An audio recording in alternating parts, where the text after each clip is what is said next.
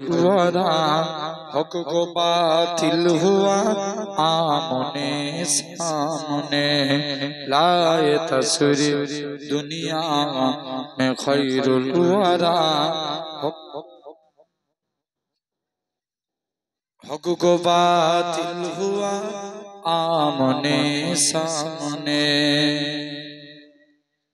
कुफर अब शर्म से लाए तस्वीर दुनिया में खैरुल वरा हक को बातिल हुआ आमने सामने कुफर अब शर्म से मुंह छुपाने लगे आए जब मुस्तफा आमने सामने चाँद से खूब तार है रुखे मुस्तफा उनको देखा तो ये आयशा ने कहा जरूर बोले ना सुभान अल्लाह जरूर बोलो चाँद से खूब तार है रुखे मुस्तफा उनको देखा तो ये आयशा ने कहा फीकी फीकी सी लगती थी उनकी जिया चाँद जब तक रखा आमने सामने लाए तस्वीर दुनिया में खैरुल वरा हक को बातिल हुआ आमने सामने अल्लाहुम्मा जोरे जोरे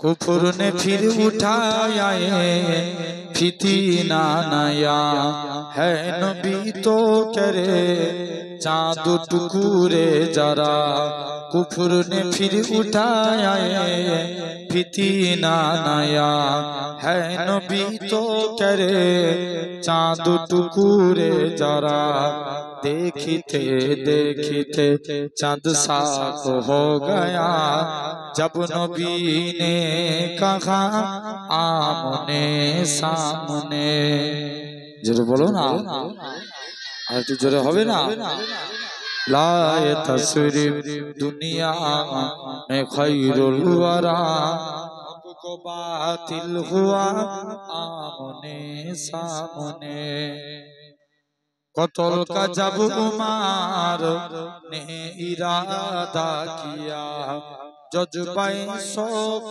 आर कम के घोर ले गया कत्ल का जब उमर ने इरादा किया जज्बाए शौक आर कम के घोर ले गया देखते ही जमाले रुखे मुस्तफा दिल से कलमा परा आमने सामने अल्लाहुम्मा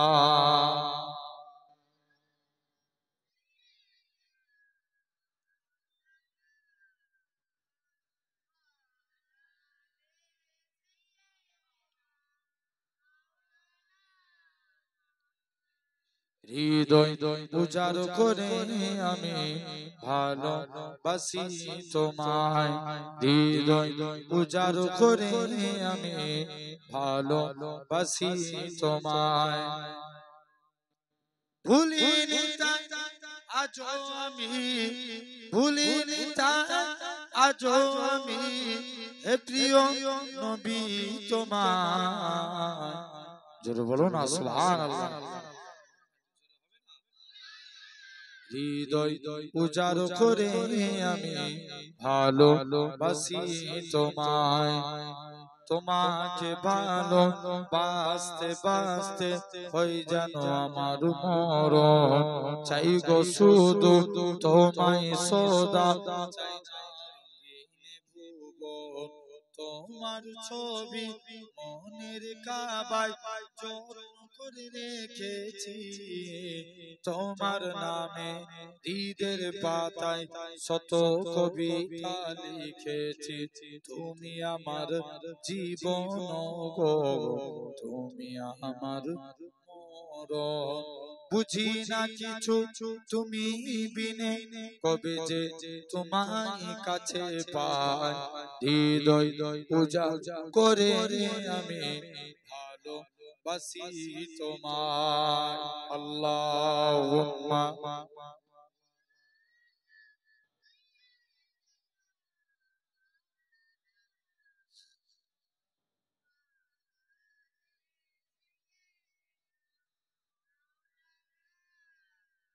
আমি যদি হতাম মদিনার বুলবুলি উড়ে উড়ে দেখিতাম মদিনার উলি খুলে বলো না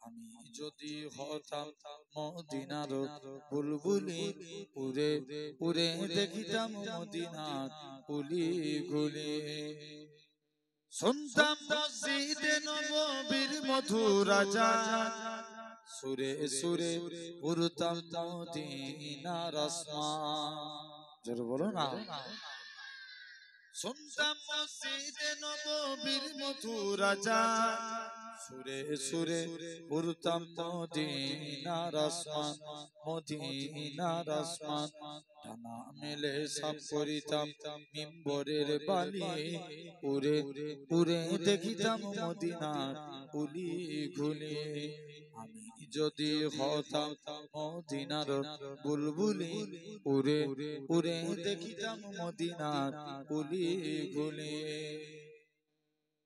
হৃদয় শীতল করা সেই মদিনার বাতাস মুছে যাবে মনের জ্বালা পেলে শোভা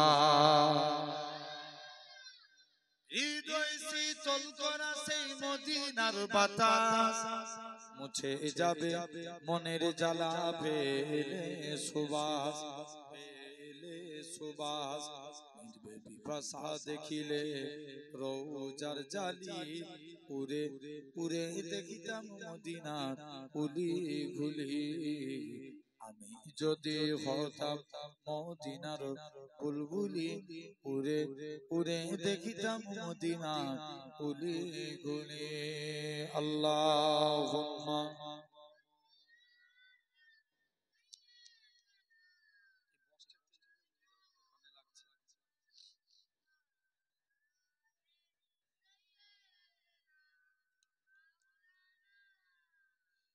কালেমা লা ইলাহা ইল্লাল্লাহ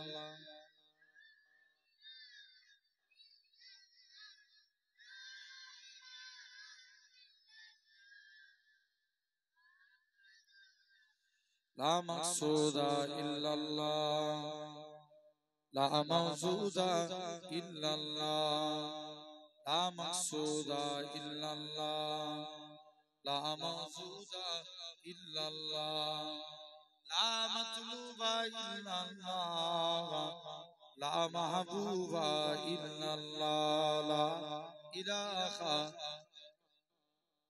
বক্সটা একটু ঘুরিয়ে দাও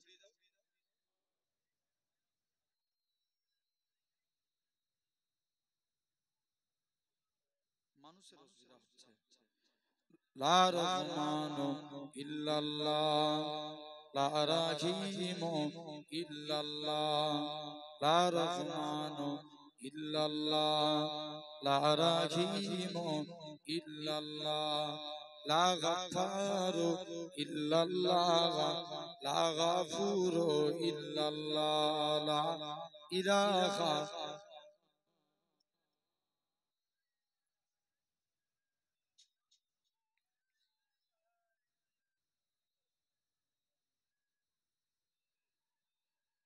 সকলে পড়েন হাসবি রাব্বি জাল্লাল্লাহ মাফি কলবি গায়রুল্লাহ নূর মুহাম্মদ সাল্লাল্লাহ হক লা ইলাহা ইল্লাল্লাহ লা ইলাহা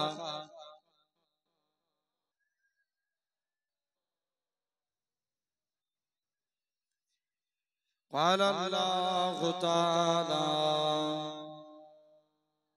في كلام المجيد والفرقان الحميد وللذين كفروا بربهم عذاب جهنم وبئس المصير وقال النبي صلى الله عليه وسلم لا يؤمن أحدكم حتى أكون أحب إليه من ولده وولده والناس أجمعين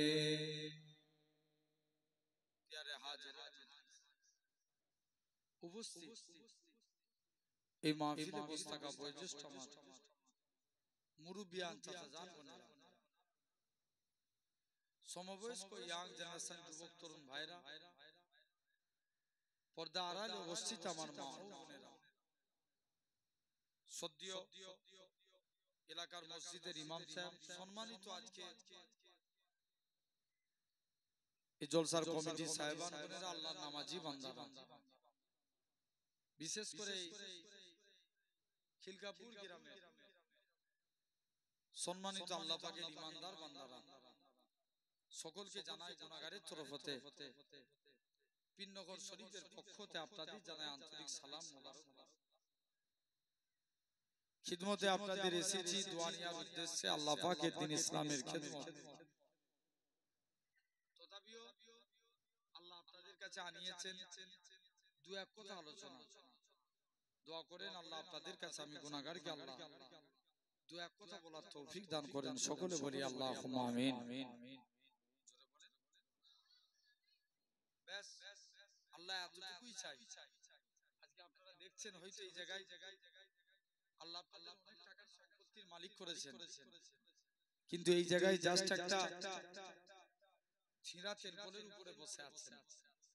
আমার আল্লাহ চাইলে পারে একদিন আল্লাহ আপনাদিগকে জান্নাতি সিংহাসনে বসাবে। জোরে বলেন, ক্ষমতা আল্লাহর আছে না? কথা বলেন কেন? আছে। তাহলে সর্বক্ষমতার মালিক হচ্ছে আমার আল্লাহ, ঠিক না? আচ্ছা বলো তো খিলকাপুরের মানুষ,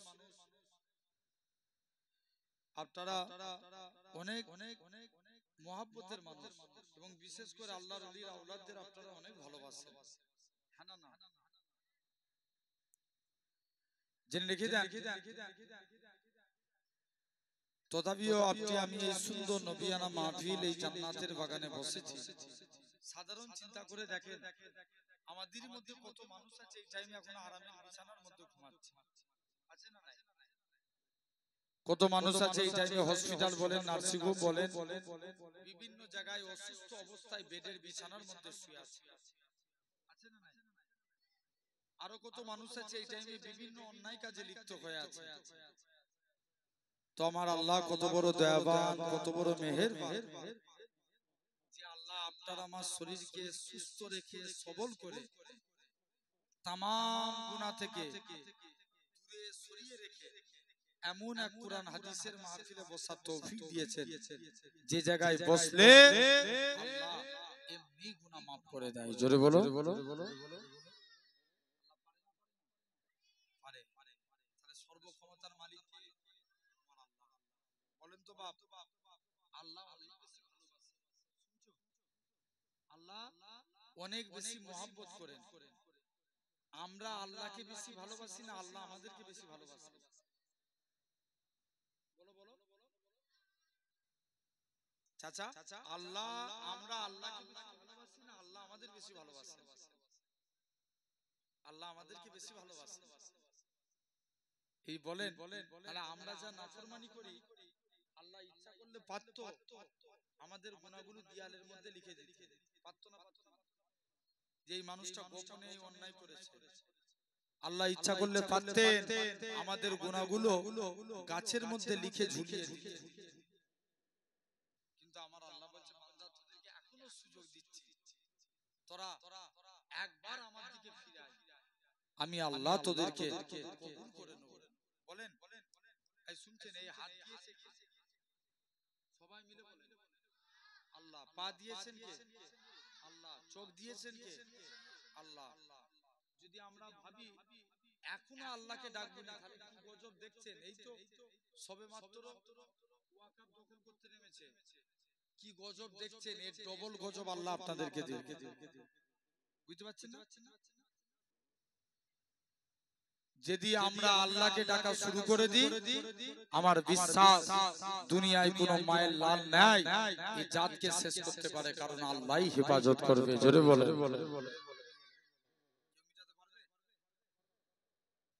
মাঝে মাঝে চিন্তা করি এক এক টাইমে যে আব্বাস সিদ্দিকী ভাই এক একটা কথা বলে, কিন্তু হাকিকাত ঠিক কথা। ঠিক না ভুল বলছি? আরে কথা বলে না কেন? ভুল বলছি? জেনে রেখে দেন, দুনিয়ার জমিনে সবাই বিক্রি হয়ে গেল, আমার বিশ্বাস মনে হচ্ছে আব্বাস ভাই জীবনে বিক্রি হবে না। কথা বলে না কেন? জেনে রেখে দেন, এরা সমাজের জন্য, মানুষের জন্য লড়াই করে। ঠিক না? আলহামদুলিল্লাহ, আল্লাহ কবুল করে নেন। জেনে রেখে দেন, তারপরে আপনি লক্ষ্য করে দেখেন আল্লাহ কিন্তু অধিক গুণে আপনাকে আমাকে ভালোবাসেন। এই হাত দিয়েছেন আল্লাহ, পা দিয়েছেন আল্লাহ, চোখ দিয়েছে আল্লাহ, এত কিছু নিয়ামত দিয়েছে। মুসলমান ঘরের ছেলে মেয়েরা, তরুণেরা, এই খিলগাপুরে মানুষের শুনে রেখে দেন, আমার আল্লাহ জানিয়ে দেয়, ওই আমার বান্দারে, আমি আল্লাহ তোদের হাত দিয়েছি, আমি আল্লাহ তোদের পা দিয়েছি, আমি আল্লাহ তোদের চোখ দিয়েছি। বান্দারে, তোদের চোখের মাধ্যমে আমি আল্লাহ এমন একটা মেশিন দিয়ে দিয়েছি, অটোমেটিক সেই মেশিনের দ্বারাই তোদের চোখের ধুলাবালি পরিষ্কার হয়ে যায়। ওই আমার বান্দারে, তোদেরকে এত কিছু নিয়ামত দিয়েছি, তোরা আমি আল্লাহ আমাকে দুটো জিনিস দে, তোরা আমাকে রুকু দে, সিজদা দে, সিজদা দে, রুকু দে। ওই আমার বান্দারে, তোরা যদি আমি আল্লাহ আমাকে রুকু দিস, আমি আল্লাহ তোদের রুজি দেব। তোরা যদি আমাকে সিজদা দিস, আসসালাতু মিরাজুল মুমিনিন, আমি আল্লাহ তোদেরকে আমার দিদার দিয়ে দেব।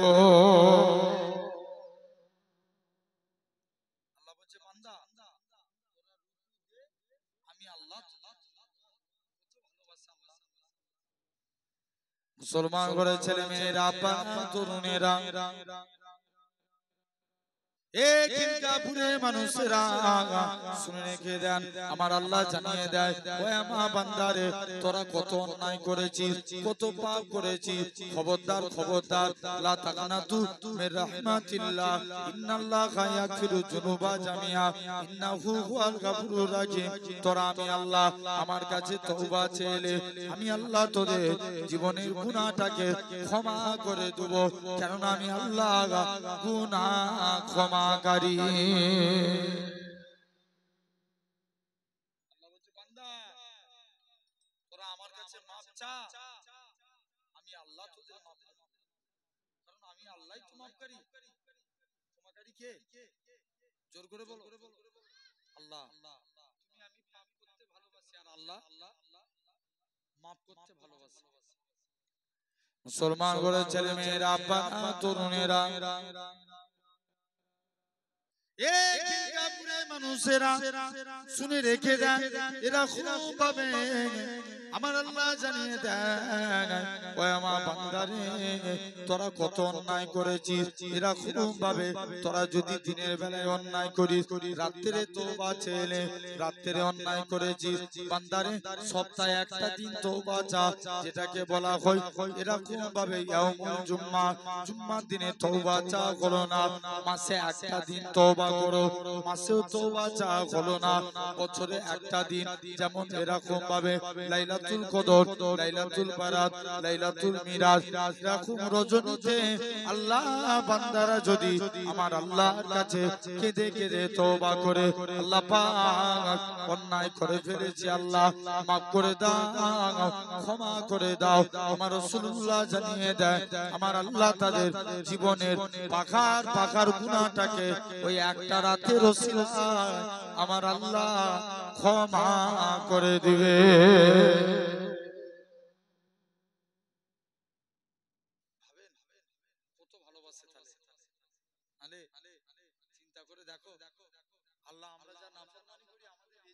করে দিতে পারতো আল্লাহ।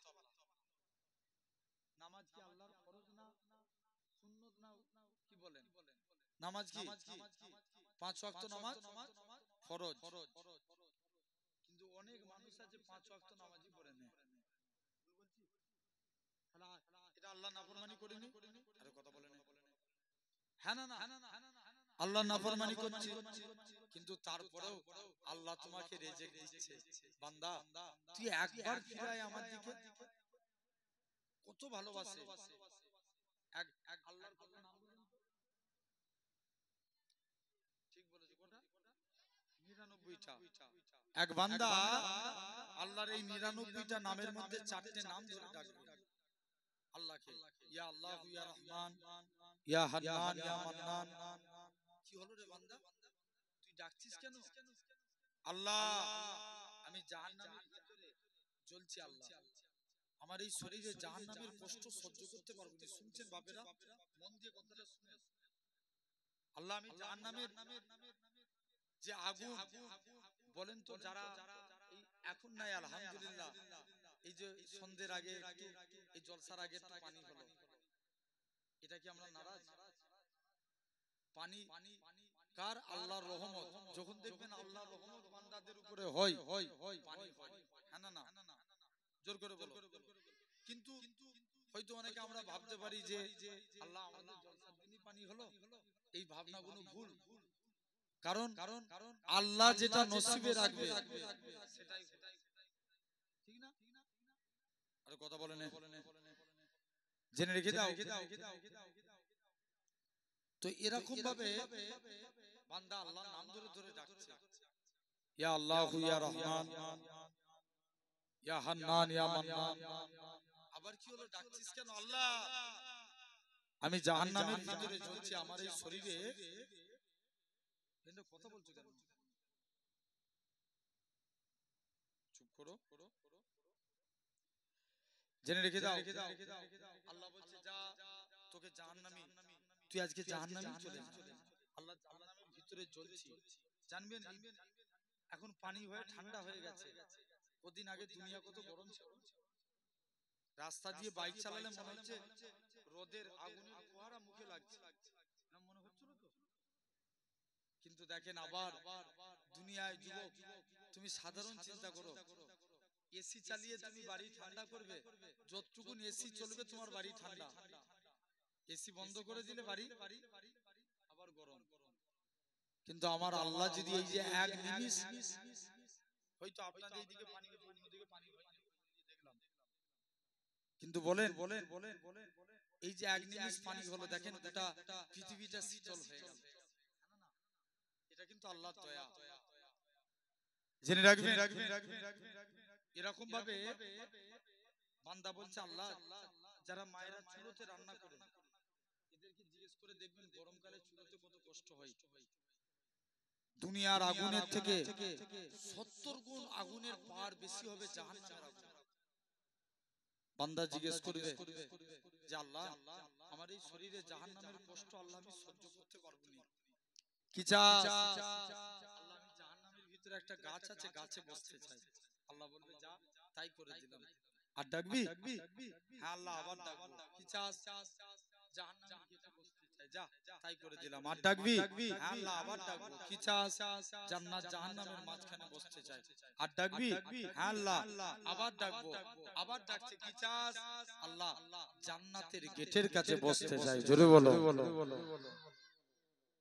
সুবহানাল্লাহ। একটা খাবার পার বেশি না মুঠোর পার বেশি? মুঠোর পার বেশি। খিলকাপুরের মানুষদেরকে সুবহানাল্লাহ বলার জন্য বলতে হবে, আমি মনে করি এটা কোনো বলার অবকাশই নাই। কারণ জেনে রেখে দেন, এই খাবার থেকে মুঠোর পার বেশি। আমরা যদি একসঙ্গে বলি আল্লাহ খুশি হবে, মনে করেন না? সারাদিন তো এই এক ঘন্টা জন্য আপনি এখানে বসেছেন, কি 2 ঘন্টার জন্য বসেছেন, একটু আমল করে নেকির কাজ করে নিয়ে যান বাড়িতে। জেনে রেখে দেন, বান্দা জাহান্নামের আগুনেও জ্বলছে। আল্লাহ আবার জিজ্ঞেস করছে, তোকে তো জান্নাতের গেটের কাছে বসালাম, আর ডাকবি? আল্লাহ, আর তোমায় ডাকবো না। বান্দা আবার ডাকছে, ইয়া আল্লাহ ইয়া রহমান। আবার কি হলো? আল্লাহ একবার কি জান্নাতের গেটের কাছে যেতে পারবো না? জোরে বলবে না? আল্লাহ বলবে যা, তোর জন্য জান্নাতের দরজাও খুলে দিলাম, আর ডাকবি? মুসলমান করে ছেলে মেয়েরা, তরুণেরা, এই খিলকাপুরে মানুষেরা শুনে রেখে দেন, আমার আল্লাহ জানিয়ে দেয়, ওই আমার বান্দারে, আমি আল্লাহ তোকে জাহান্নাম থেকে বের করে জাহান্নামের গাছের মধ্যে বসিয়েছি। জাহান্নামের গাছ থেকে আমি আল্লাহ তোকে জান্নাত জাহান্নামের মাঝখানে এনেছি।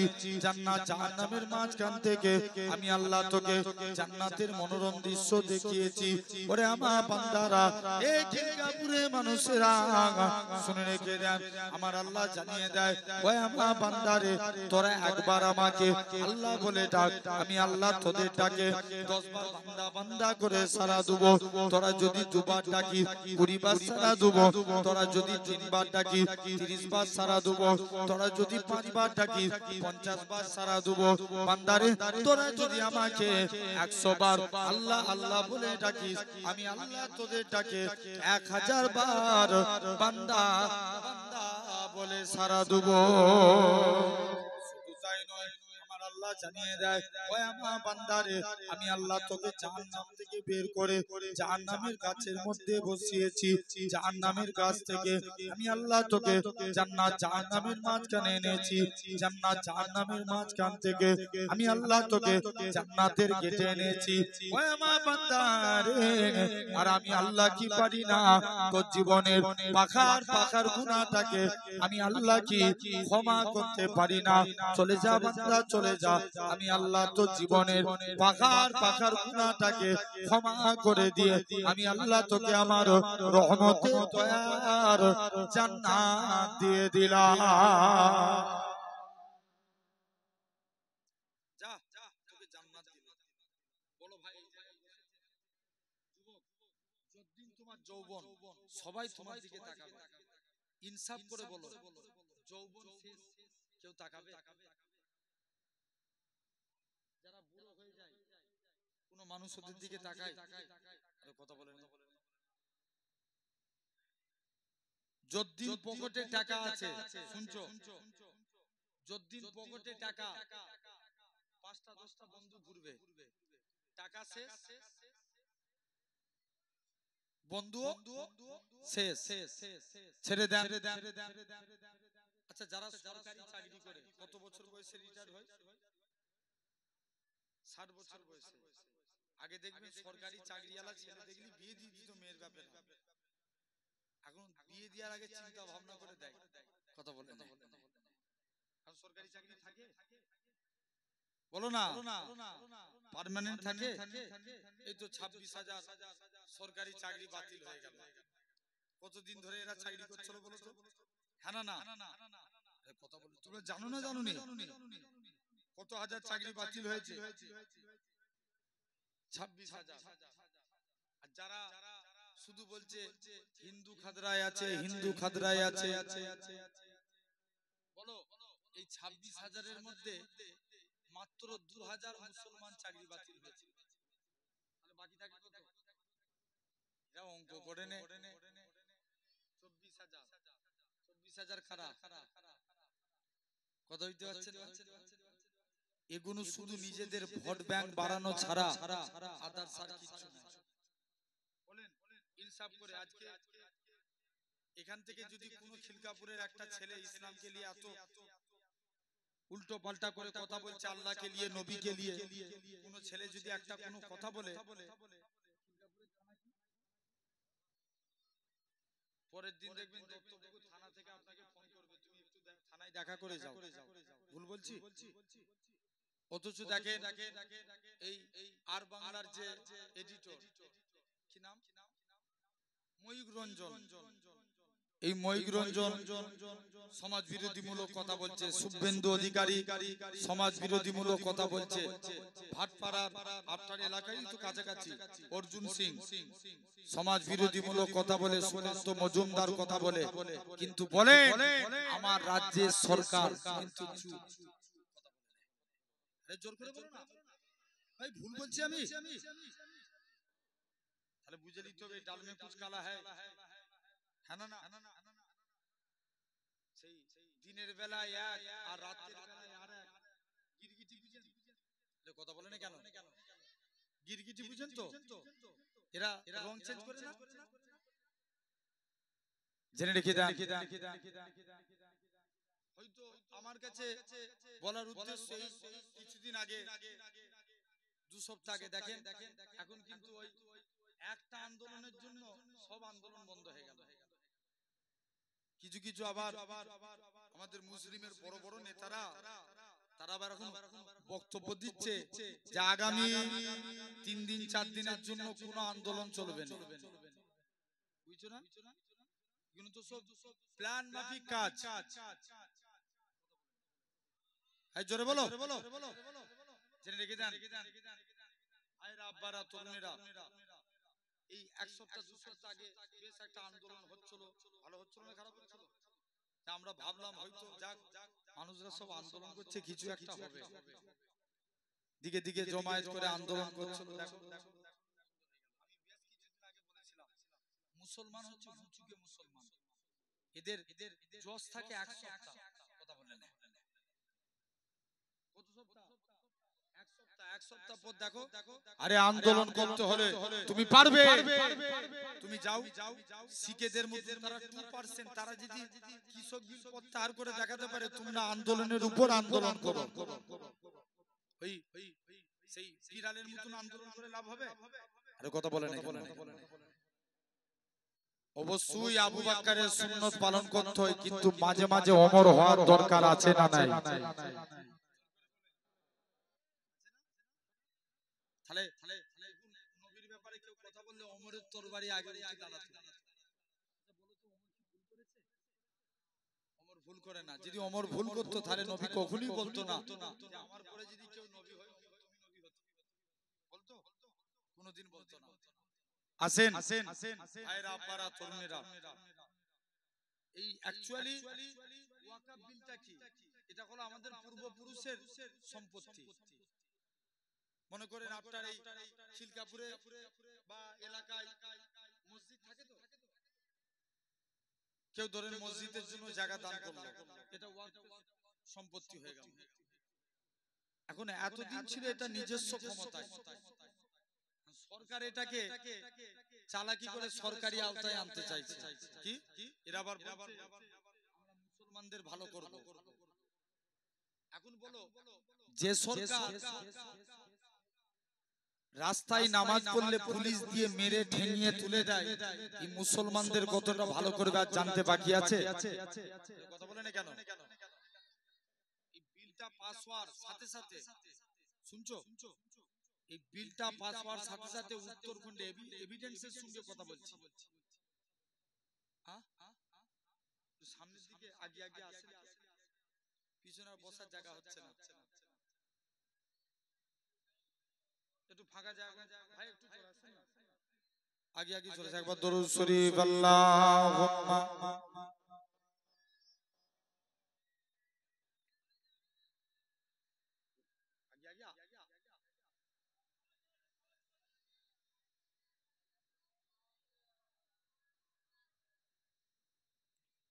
শুনেন মন দিয়ে কথাটা শুনেন, এই শুনছেন বাপ? তাহলে এভিডেন্সের সঙ্গে কথা বলছি। যেদিন না হালকা না দিয়ে লাগলে গলা বসিয়ে দিবে আবার, একটু শুনেন। তো এরকম ভাবে দেখেন উত্তরখণ্ডে এই বিল পাস হওয়ার সাথে সাথে 136টা মাদ্রাসাকে বন্ধ করা হয়েছে। 136। শুধু তাই নয়, লক্ষ্য করে দেখেন বুলডোজার দিয়ে একটা কবরস্থানকে ভেঙে দেওয়া হয়েছে। মনে করেন এই আইন যদি চালু হয়ে যায় কেমন সিস্টেম করবে জানেন? ওই আমার ধারণা মতে, এটা আমি ব্যক্তিগত মত, কি আপনার এলাকার মসজিদ এখন সরকার বললো যেহেতু এটা সরকারের আন্ডারে চলে গেছে, মানে জায়গা সরকার বলবে ঠিক আছে তোমাদের মসজিদ ভাঙবনি, তোমরা নামাজ পড়ো, তবে বছরে 1 লাখ টাকা ভাড়া দিতে হবে। কত বললাম? 1 লাখ টাকা। এখন বলো গ্রামের খেটে খাওয়া মানুষ এরা কি ভাববে বলতো? 7,000 টাকা দিয়ে মসজিদে ইমাম সাহেব রাখতে অনেক এলাকার কষ্ট হয়ে যায়, হ্যাঁ না? বাস্তব কথা বলছি ভাই, কষ্ট হয় না? হয় না? কিন্তু বলেন যদি বছরে 1,00,000 টাকা করে ভাড়া দেয়, কথা বলেন, এখন বলো তাহলে কিন্তু মসজিদ গুলো বিরান হচ্ছে। শুধু তাই নয়, হয়তো এটাও করতে পারে, পারমিশন দিলে নামাজ পড়বেন, নালে নামাজ পড়তে পারবেন না। হয়তো এলাকায় কেউ মারা গেলে, এমনকি কারো পারমিশন দিয়ে কবর দেন, কেউ মারা গেলে তাড়াতাড়ি গর্ত খুলে কবর দিয়ে দেন। কিন্তু যদি এই আইন পাস হয়ে যায়, কেউ মরে যাওয়ার সাথে সাথে আগে তার আইডেন্টি কার্ড দিয়ে পঞ্চায়েত যদি পারমিশন দেয় কবর দিতে পারবে, নালে কবর দিতে পারবে না। কি এটা কি পরাধীনতা নয়? কথা বলেন, এটা কি পরাধীনতা নয়? পরাধীন। এখন বলে এই স্বাধীন ইন্ডিয়ায় পরাধীন হয়ে কি বাঁচতে চান? জোর করে বলো, আওয়াজ দিয়ে বলেন, পরাধীন হয়ে বাঁচতে চাই না? প্রয়োজন পড়ে লড়াই করে আমরা আমাদের স্বাধীনতা ফিরাতে চাই, ঠিক কি না?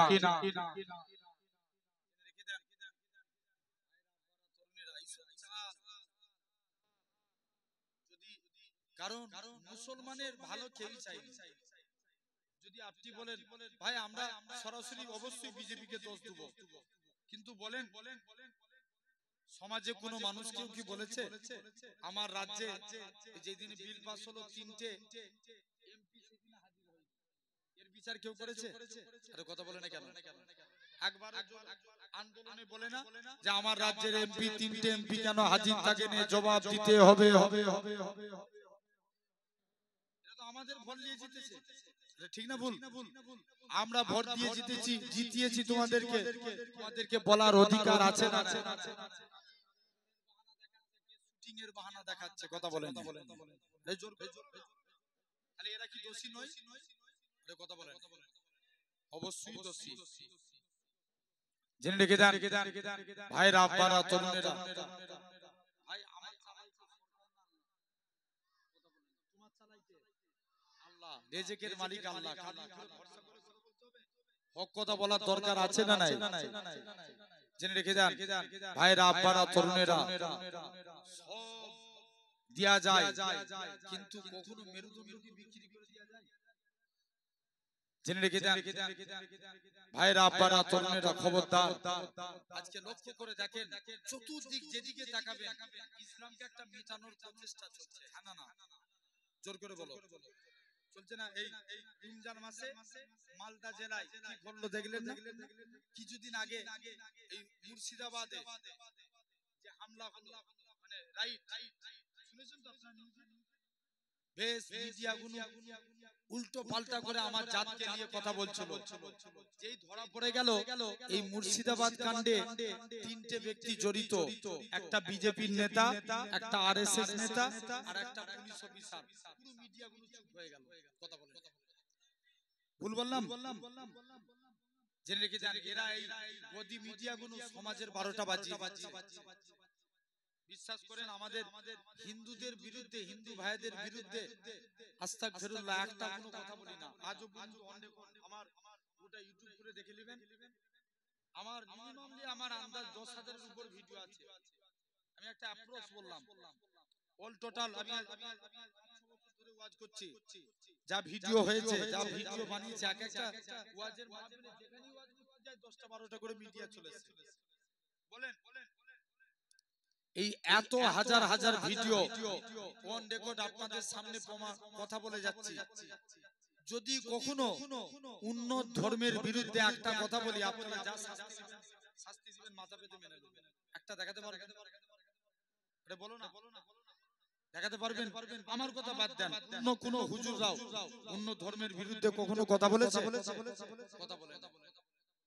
কিন্তু দেখেন আমার কওমের মানুষ যেখানে অল্প, অন্য ধর্মের কিছু মানুষ আছে তাদেরকে দেখে ইফটিজিং করছে, স্লেজিং করছে, আমাদের মাথায় ঢুকে দেখলে ইনসাইড কলজে ফেটে যাচ্ছে একদম। কথা বলেন, ভুল বলছি না ঠিক বলছি? এমন তাদেরকে এই মিডিয়াগুলো করছে, কিন্তু বুঝেন আমরা আপনাদের বিরুদ্ধে নই, আমরা আমাদের অধিকার লড়াইয়ের অধিকার ছিনিয়ে নেওয়ার জন্য আমরা লড়াই করছি, ঠিক না ভুল? জেনে রেখে দেন ভাইরা আব্বারা বোনেরা, এই দক্ষিণ দিনাজপুরে সপ্তাহ 3 আগেকার কথা বলছি, আমার হিন্দু ভাইদের একটা দেবতার মূর্তির মাথা ভেঙে দিয়েছে। আর গ্রামের লোকেরা তাদেরকে ধরেছে, ধরে খুব মেরেছে। লাস্টে গেলে তারা স্বীকার করেছে আমরা দুজনেই হিন্দু। ইনসাফ করে বলো, এরা যদি ধরা না পড়তো এই 10টা ছাত্র কাদের ঘাড়ে? পুরো ক্লিয়ার হয়ে যাচ্ছে না? তাহলে জেনে রেখে দেন আমার ভাইরা আব্বারা তরুণেরা, তাহলে খবরদার এই সমাজে দেখেন, তাহলে সবাই চায় ইসলাম মিটে যাক, সবাই চায়, তাই তো আমার এখন আবার আরএসএস প্ল্যান করেছে, দেখবেন এখন সব অনলাইনে হয়, বিয়ে অনলাইনে হয়ে যাচ্ছে। একদম বাস্তব কথা বলছি ভাই, এখন বিবাহ অনলাইনে হচ্ছে। কদিন আগে একটা ছেলে আমাকে ফোন করেছে, ভাইজান আমি একটা মেয়েকে ভালোবাসি, তো তাকে ফোনে বলেছে আমি তোমাকে বিয়ে করছি, তুমি কি কবুল? মেয়েটা 3বার বল দিয়েছে কবুল কবুল কবুল। তাহলে কি বিয়ে হয়ে গেল? জোর করে বলো। আমি ওকে বললাম তুমি যদি এরপরে মেয়েটার সঙ্গে কথা বলো তোমার হারাম হবে। বলছে কেন? শুনেন, আমি কিতাবুন নিকাহ পড়েছি, মিসকাতুল মাসাবি এবং ফিকহার কিতাব। এই নিকার মশলা এসেছে ইজাব কবুল হলো বিবাহের জন্য ফরজ। কথা বলতে হবে কি ফরজ? ইজাব কবুল। ইজাব কবুল মানে বুঝতে পারছেন কোনটা? যে বলে না যে অমুকের পুত্র অমুক বা যে ওর এত টাকা দিনমহরের পরিবর্তে তোমাকে বিবাহ করতে এসেছে, তুমি যদি রাজি হও এই সাক্ষীদের সম্মুখে আমাকে তোমার বিবাহের বলা হয় না? হয়, এটার নাম ইজাব। আবার যে মেয়ে দেখবেন কবুল বলে যায়, মেয়ে কি বলে? কবুল। আবার ওখান থেকে উকিল যে ছেলের কাছে যায়, মনি সাহেবের কাছে যে বলে, ছেলেও বলে কবুল। এটা হলো ফরজ। কিন্তু কজন সাক্ষীর উপস্থিতি বললাম? দুইজন সাক্ষীর উপস্থিতি। এই দুজন সাক্ষী না থাকলে বিবাহ শুদ্ধ হবে না। আর দিনমোহর হলো বিবাহের জন্য ওয়াজিব। তাহলে বিবাহের জন্য আসেন এরকম ভাবে দেখবেন এখন অনলাইনেও প্রেম হয়, সবাই ফেসবুক ইউজ করে না? একটা ছেলে মেয়ের আইডি দেখে খুব ইন্টার মেসেজ করছে, লাস্টে গেলে খবর পেয়েছে এটা ছেলের আইডি। কতই যাচ্ছি জেনে রেখে দাও। শুধু তাই নয়, আরএসএস এর চক্রান্ত, তারা এরকম ফেক আইডি বানিয়ে মুসলমান মেয়েদেরকে প্রেমের প্রস্তাবে ফাঁসিয়ে দিচ্ছে। শুনছো তো আমার কথা?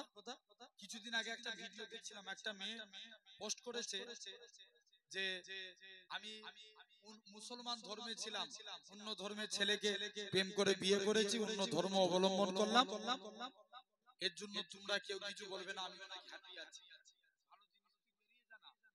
তোকে ইসলাম 1 পয়সা মর্যাদা দেয়নি। কিছুদিন পর মেয়েটা আবার পোস্ট করছে আমি অনেক কষ্টের মধ্যে আছি, তোমরা আমাকে বাঁচাও। তার মানে মেয়েটার লাইফ বরবাদ হয়ে গেল। শুনছো না? জেনে রেখে দাও, এরকম চেষ্টা চালাচ্ছে এই জাতকে মিটানোর জন্য। ভাইরা আব্বারা তরুণেরা খবরদার। তাহলে আমার মায়েদেরকে আমার বোনেদেরকে বলার অধিকার আছে না নাই? যে খবরদার এরকম খপ্পরে পড়বে না, বাপ মা যাকে দেখে বিয়ে দিবে তাকে বিয়ে করবে। বলো ইনশাআল্লাহ। থাকতে পারে তোমার পছন্দ, তুমি তোমার ফ্যামিলিকে প্রটেস্ট করো। শুনছেন না আমার কথা? ফ্যামিলিকে প্রটেস্ট করো, তারা রাজি করিয়ে তুমি তাকে বিবাহ করো। জেনে রেখে দাও আব্বারা তরুণেরা। তাহলে আসেন এরকম ভাবে দেখেন, এই 60 বছর বয়সে সরকারি চাকরি থেকে রিটায়ার হয়, কিন্তু বুড়ো হলে মানুষের কদর কমে যায়। আর আমার আল্লাহ বলছে বান্দা তোদের যত বয়স বাড়ে তোরা আমি আল্লাহ আমার কাছে তত প্রিয় হয়ে যাস। জোরে বলো।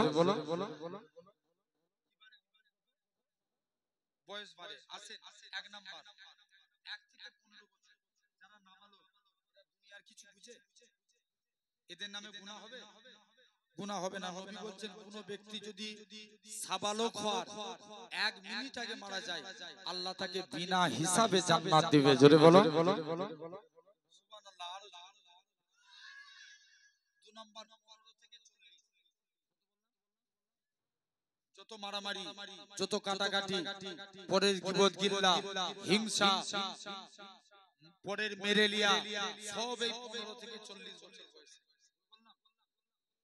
আছে না নাই?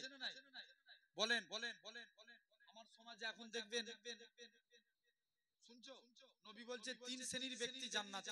আচ্ছা বলেন তো ভাই আমার সমাজে এখন বিচার ঠিক হয়? কথা বলেন। টাকা যেদিকে, জোর করে বলো, বিচার সেদিকে, টাকা যেদিকে বিচার সেদিকে। দেখবেন আমার সমাজে এখন হযরত ওমর একদিন একটা ঘোড়া কিনেছে ইহুদির কাছ থেকে। ইহুদিকে টাকা দিয়ে দিয়েছে, ওমর ঘোড়া কিনে নিয়ে চলে এসেছে। শুনছো, মন দিয়ে শুনো না। ওমর ঘোড়া কিনে নিয়ে চলে এসেছে, ঘোড়াটা নিয়েছি জমিনায় পড়ে গেছে। ওমর ইহুদির কাছে গেছে, ইহুদি আমার টাকা ফেরত দাও, তুমি তোমার ঘোড়া লাও। আমি ঘোড়া লুবনি, এই ঘোড়া শুধু জমিনায় পড়ে যাচ্ছে। ইহুদি বলছে ওমর টাকা আমি নিয়ে নিয়েছি, ঘোড়া দিয়ে দিয়েছি, এখন টাকা আমার, ঘোড়া তোমার। কে? ওমর ছিল খলিফা, বিচার করবে কে? ওমরের আন্ডারে থাকা বিশিষ্ট তাবিঈ কাজী সুরাই। ওমর বলছে বিচারের রায় কার দিকে যাবে? কথা বলেন। হ্যাঁ না ওমরের দিকে যাবে না ইহুদির দিকে? তোমাদেরকে আমি কি করে বুঝাবো?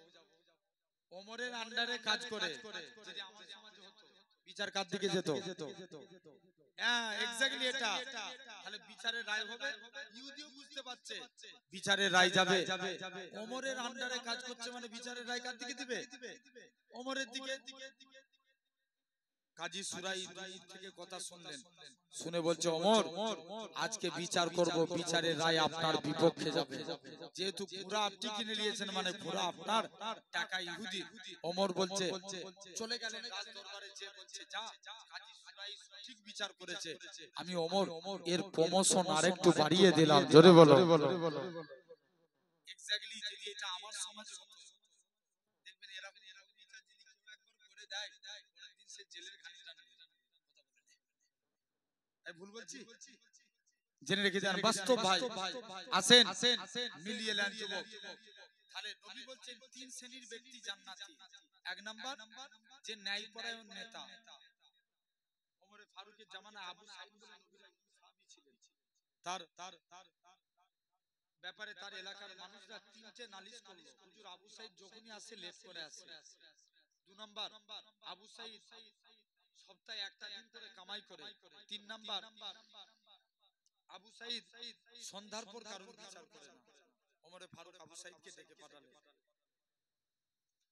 মুসলমান ঘরে ছেলে মেয়েরা, তরুণেরা, এই খিলগাপুরে মানুষেরা শুনে রেখে দেন। হযরত ওমর বলে ভাই আবু সাঈদ বলো তো দেখি, তোমার এলাকার মানুষেরা তোমার বিরুদ্ধে 3টে বিষয়ে নালিশ করেছে, বলো তো দেখি কি কারণে তুমি প্রতিদিন রাজ দরবারে আসতে লেট করো কেন?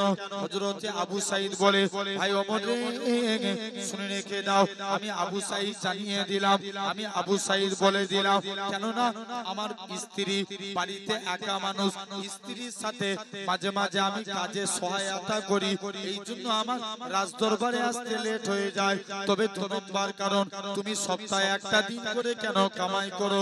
ইহুদি খানা বলতে লাগে এরকম ভাবে। আবু সাঈদ বলে ভাই ওমর আমার পরনায় একটা মাত্র কাপড়, আমি যদি পরনায় আমি একটা দিন কাপড়টাকে ধৌত করি যাতে করে আমার বাড়িতে আমি পরের দিন নামাজ পড়ে বাড়ি যেতে পারি, এই জন্য একটা দিন জামাটাকে ধৌত করি, এটা হলো একটা দিন কামাই করি। 3 নাম্বার কারণ, আমি সন্ধ্যার পরে কারুর বিচার করি না, কেননা আল্লাহ নবী জানিয়েছে তোমরা তাড়াতাড়ি করে ঈশার নামাজ পড়ে ঘুমিয়ে পড়ো, গভীর রজনীতে উঠে তাহাজ্জুদের নামাজ পড়ো। আমি আবু সাঈদ রাসূলুল্লাহর এই আমল খানা করি।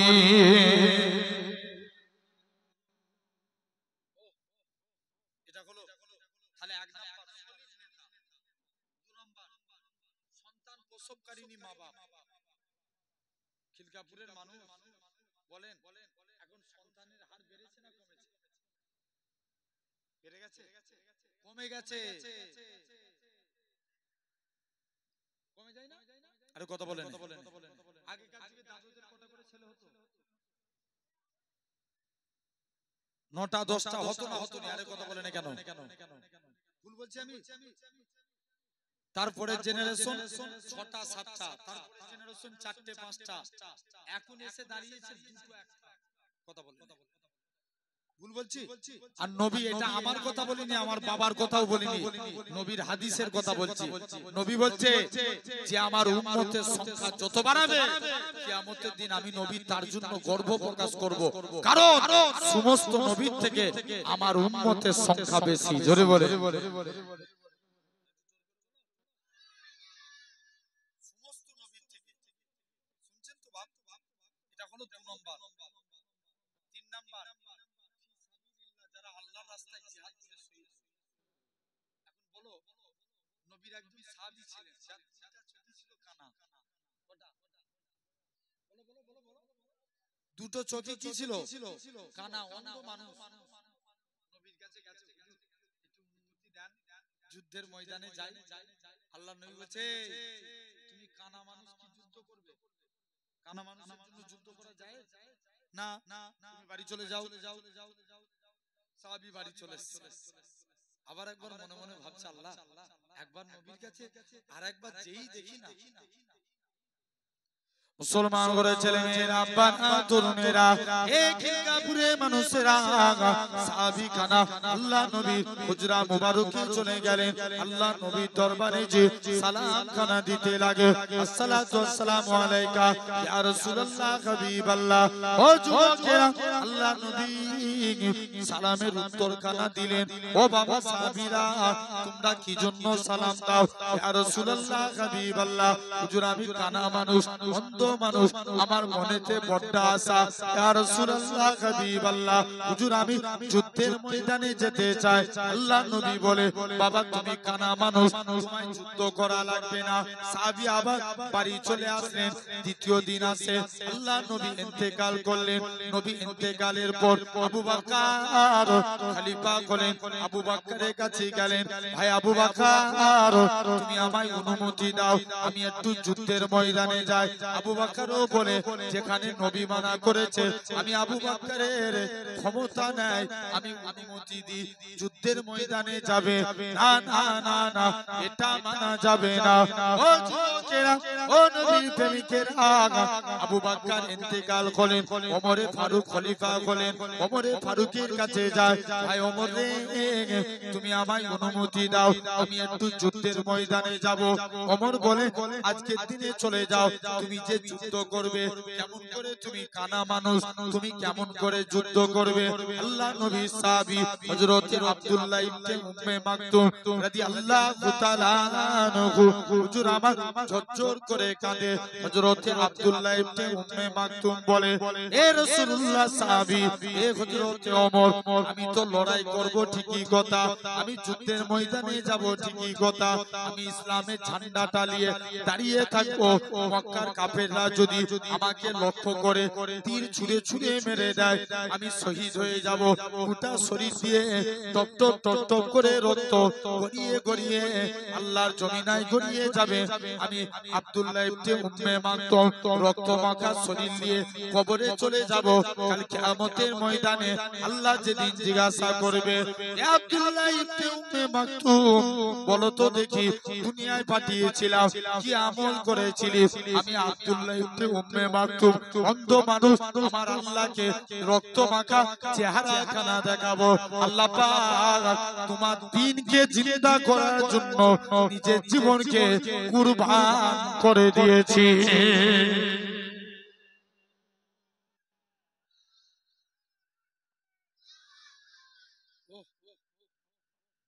কি ঈমান! শুনছেন বাপেরা, শুনছেন? নবী একদিন মিশরে কবর জিয়ারত করতে গেছে।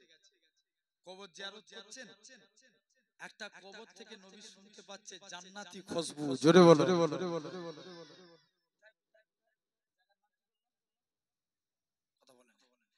মিশর। নবী জিবরাইলকে জিজ্ঞেস করছে, জিবরাইল এই কবর থেকে আমি নবী জান্নাতি সুবহান শুনতে পাচ্ছি। জিবরাইল বলছে, ইয়া রাসূলুল্লাহ, হাবিবাল্লাহ, এটা হলো ফেরাউনের দাসীর কবর। জোরে বলবে না? হুজুর অনেক বড় ইতিহাস। আল্লাহ নবী বলছে, বলো না, একটু শুনি। জিবরাইল বলছে, ইয়া রাসূলুল্লাহ, ফেরাউন নিজেকে কি দাবি করে? খোদা। ফেরাউনের দাসী আর ফেরাউনের মেয়ে একদিন বসে আছে। ফেরাউনের দাসী ফেরাউনের মেয়েকে বলছে, আমি তোর বাপকে খোদা বলে মানিনি, আমি তাকেই খোদা বলে মানি যিনি লিল্লাহি মা ফিস সামাওয়াতি ওয়া মা ফিল আরদ, জমিন আসমানের একমাত্র মালিক, তাকে আল্লাহ বলে মানি। জোরে বলে।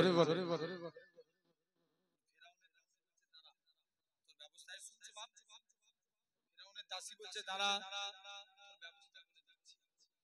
চলে গেল। আস্তে আস্তে করে ফেরাউনের কাছে গেছে, আব্বা আপনাকে খোদা বলে মানেন কে? আপনার দাসী। ফেরাউন ডেকে পাঠিয়েছে, দাসীর দুইটা বাচ্চা ছিল। শুনছো? গরম তেলের মধ্যে দাসীর বাচ্চাগুলোকে ছেড়ে দিলেন।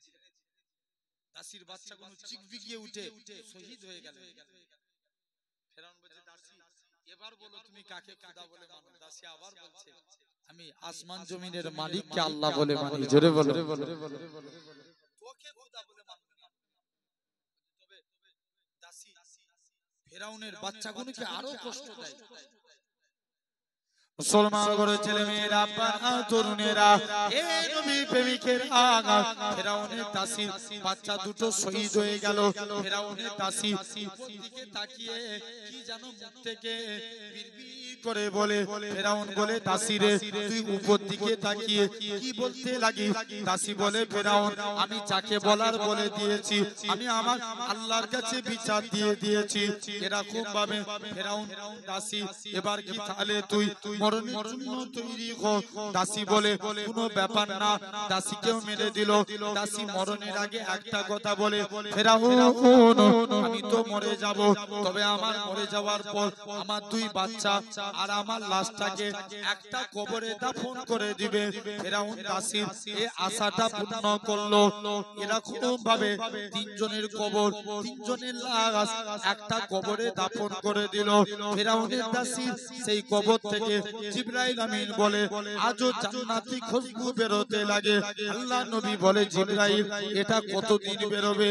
জিবরাইল আমিন বলে, ইয়া রাসূলুল্লাহ, হাবিবাল্লাহ, আল্লাহ পাক কিয়ামত পর্যন্ত ফেরাউনের দাসীর কবর থেকে জান্নাতি খুশবু বার করবে।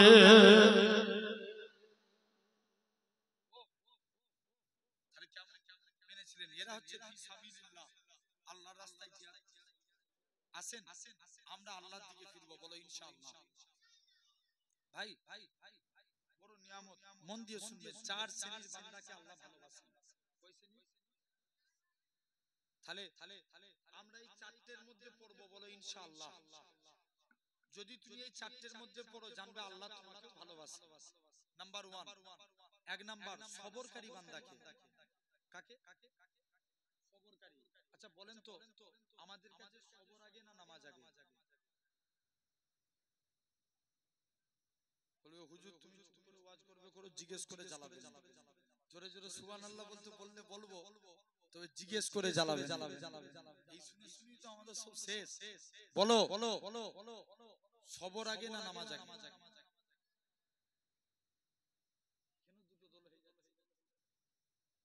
আগে সবর, আগে সবর। সবর না থাকলে নামাজ হবে?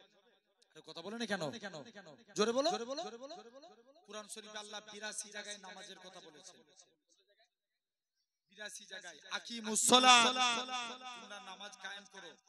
ইমাম আহমদ বিন হাম্বল বলছেন, কুরআন শরীফে আল্লাহ টোটাল 90 জায়গায় সবরের কথা বলেছে। জোরে বলো। পিছন দিকের ভাইগুলো একটু জোর করে দাও না, সুবহানাল্লাহ। আওয়াজ হচ্ছে না? আমি আবারও বলছি, মজলিসে বসেছেন মানে সুবহানাল্লাহ বলা মজলিসের হক। যদি এই হক ফাঁকি দেন, কিয়ামতের দিন কিন্তু আল্লাহর কাছে জবাব দিতে হবে। এবার আপনাদের বাদবাকিটা আপনাদের ব্যাপার। সবাই মিলে একবার জোরে বলেন সুবহানাল্লাহ। আসেন, বলেছে কোরআনে? ভুল বললে 90 জায়গায়, নামাজের 82 জায়গায়। আল্লাহ নবী একদিন, ভাই নবীর মধ্যে সবর না থাকলে ইসলাম আসতো? কথা বলেন। নবীর মধ্যে যদি সবর না থাকতো ইসলাম আসতো? কোনোদিন আসতো না। আসেন আমি আলোচনা করব, তার আগে একবার দরুদ পড়েন। আল্লাহু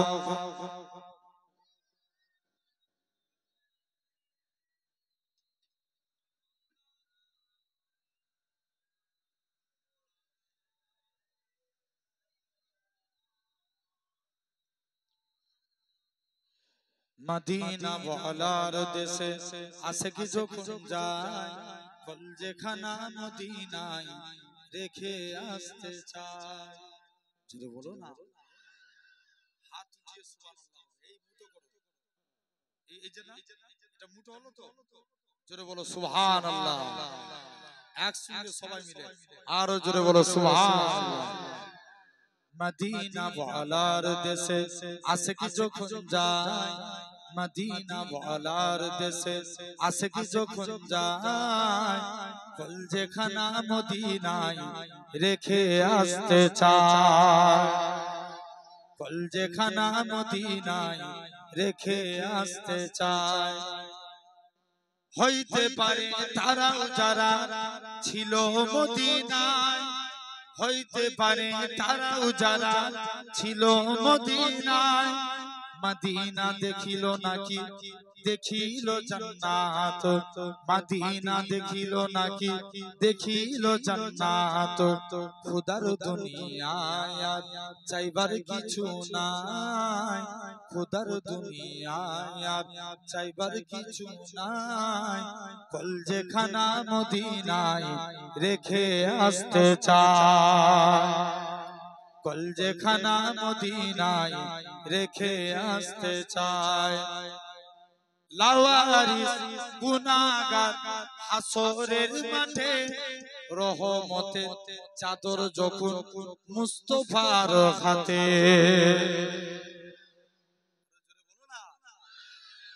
লাওয়ারিস গুনাহগার হাসরের মাঠে রহমতের চাদর যখন মুস্তাফার হাতে, রহমতের চাদর যখন মুস্তাফার হাতে। কোথায় যাবে উম্মত বালা উম্মত রেখে, কোথায় যাবে উম্মত বালা উম্মত রেখে, কল যেখানা মদিনায় রেখে আসতে চায়। মদিনা ওয়ালার দেশে আশিক যখন যায়, মদিনা ওয়ালার দেশে আশিক যখন যায়, কল যেখানা মদিনায় রেখে আসতে চায়। আল্লাহুম্মা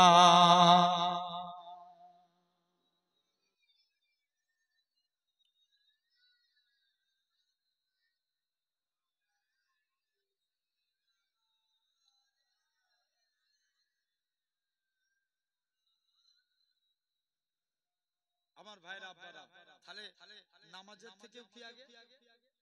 খবর। একটু মন দিয়ে শুনবেন, নবীর মধ্যে যদি সবর না থাকতো আমরা ইসলাম পেতাম? কোনোদিন পেতাম না। নবী একদিন সর্বপ্রথম আল্লাহ হুকুম করলেন, নবী মক্কার মানুষদের কাছে গেলেন, এ মক্কার মানুষেরা, তোমরা আমার আল্লাহকে আল্লাহ বলে মেনে নাও, আমাকে নবী বলে মানো। নবী মন খারাপ করে দাঁড়িয়ে আছে, এখন বলো নবী মন খারাপ করলে আল্লাহ কি সহ্য করে থাকবে? জোর করে বলো না। কারণ আল্লাহ সবার থেকে কাকে বেশি ভালোবাসে? আমার নবীকে। নবী মন খারাপ করে দাঁড়িয়ে আছে, আল্লাহ সব নবীদেরকে জিজ্ঞেস করছে, নবীরা তোমরা কিসে রাজি?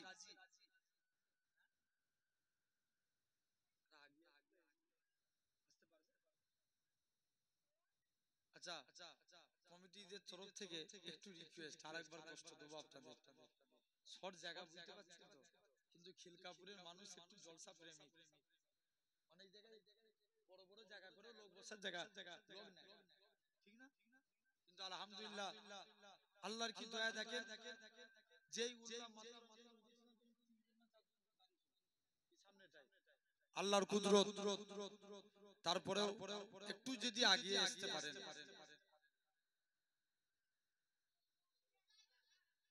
একবার দরুদ শরীফ আল্লাহ।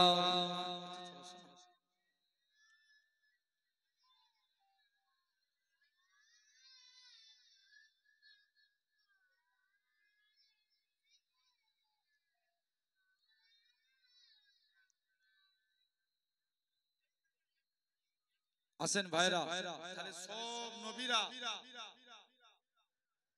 আল্লাহ আল্লাহ জিকির করছে। এখন সব নবীরা বলছে আল্লাহ তুমি যাতে রাজি, আমরা নবীরা তাতে রাজি। নবী আদম, আমি আল্লাহ তোকে গন্ধমের ফল খাওয়াবো, তুমি খেতে রাজি? আল্লাহ তুমি যাতে রাজি, আমি আদম তাতে রাজি। শুনছো বাপ? সব নবীর একটাই কথা, আল্লাহ আপনি যাতে রাজি, আমরা নবীরা তাতে রাজি। মুসলমান করে ছেলে মেয়েরা, আব্বারা, তরুণেরা, এই খিলকাপুরে মানুষেরা শুনে রেখে দেন, আমার আল্লাহ জানিয়ে দেয়, এ আমার নবী আদম তুমি কিসে রাজি? আল্লাহ আপনি যাতে রাজি, আমি আদম নবী তাতে রাজি। এ নবী ঈসা রে তুমি কিসে রাজি?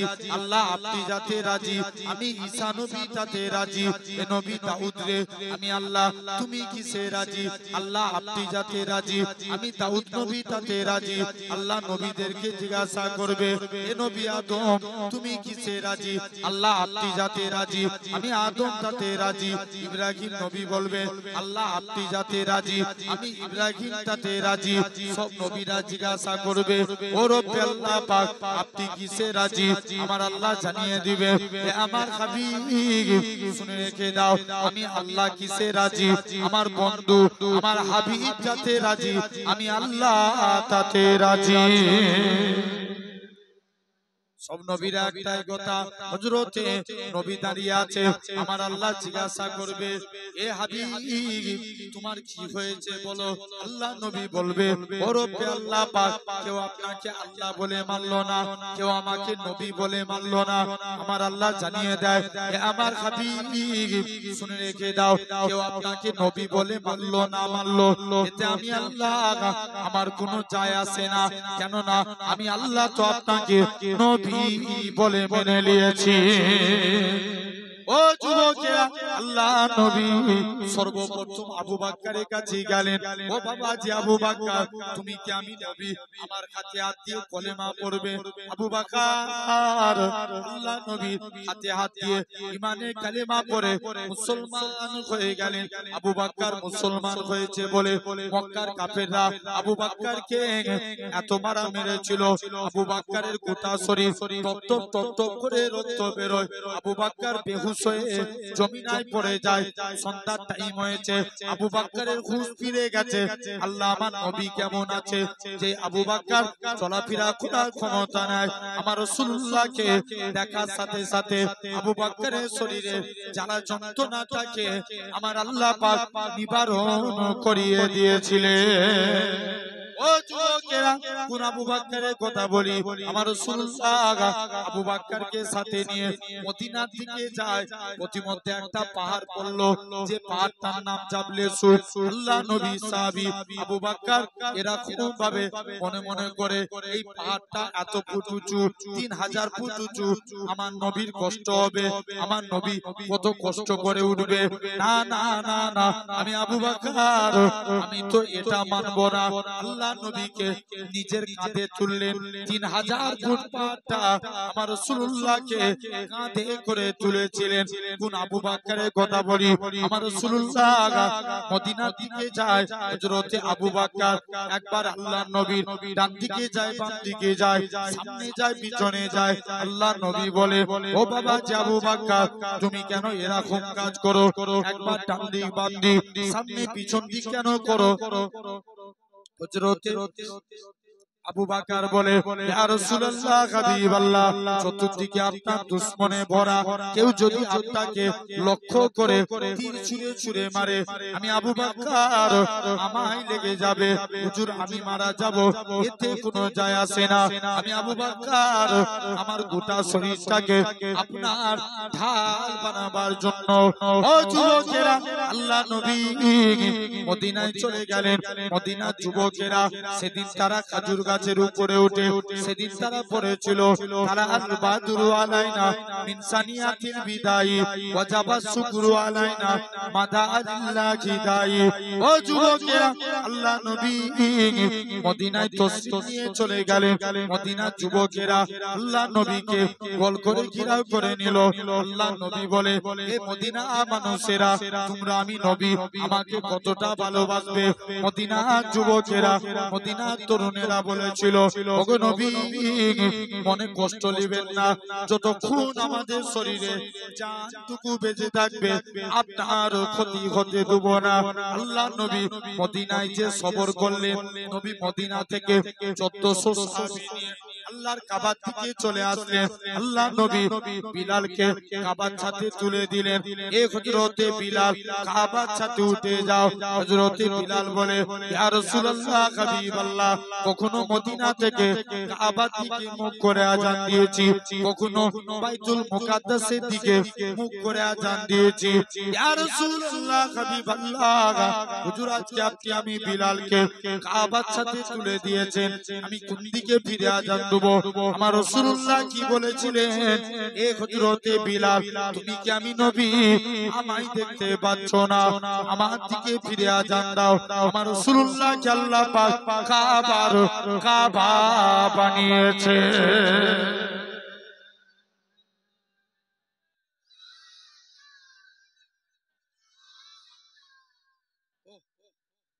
আল্লাহ কত বড় দয়াবান দেখেন। খালি নবী সবর করেছিল, মক্কা থেকে মদিনায় নবী মক্কা থেকে মদিনায় আসলেন, কজনকে সাথে নিয়ে এলেন? কথা বলেন, নাম কি? হযরত আবু বকর। মদিনা থেকে মক্কায় গেলেন কজনকে নিয়ে? একটু আগেই বলেন।